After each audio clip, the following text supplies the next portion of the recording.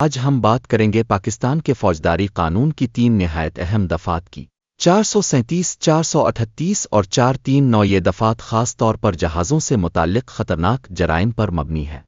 تو آئیے شروع کرتے ہیں ایک اہم قانونی سفر۔ دفعہ 437، جہاز کو تباہ غیر محفوظ بنانے کی شرارت۔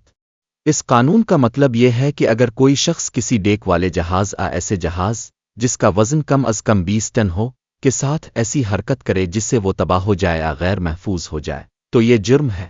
مثال، فرض کریں کسی نے بندرگاہ پر کھڑے ایک تجارتی جہاز کی ہنڈیا انجن کے ساتھ چھیڑ چھاڑ کی تاکہ وہ سفر کے دوران تباہ ہو جائے رک جائے۔ یہ دفعہ 437 کا اطلاق ہوگا۔ سزا: قید کسی بھی قسم کی 10 سال تک، جرمانہ بھی ساتھ ہوگا۔ دفعہ 438، آگ دھماکے سے جہاز کو نقصان پہنچانے کی کوشش۔ اگر کوئی شخص آگ کسی دھماکہ خیز مواد کے ذریعے دفعہ 437 جیسی شرارت کرنے کی کوشش کرے تو یہ اور بھی سنگین جرم بن جاتا ہے۔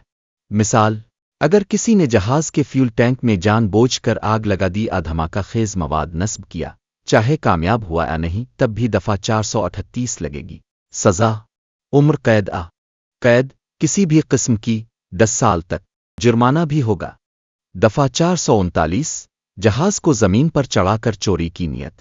اگر کوئی شخص کسی جہاز کو جان بوجھ کر زمین پر چڑھا دے کنارے سے ٹکرا دے تاکہ اس میں موجود سامان کو چوری بدنیتی سے ہتھیانے کی کوشش کرے تو یہ جرم دفعہ 439 کے تحت آتا ہے۔ مثال، کوئی ملاح جہاز کا کپتان جان بوجھ کر جہاز کو چٹان سے ٹکرا دے تاکہ بعد میں سامان کو نکال کر چوری کی جا سکے، یہ جرم ہوگا۔ سزا: قید کسی بھی قسم کی 10 سال تک، جرمانہ بھی شامل ہوگا۔ یہ جرائم نہ صرف مالی نقصان بلکہ انسانی جانوں کو بھی خطرے میں ڈال سکتے ہیں، لہذا قانون ان جرائم کو انتہائی سنجیدگی سے لیتا ہے۔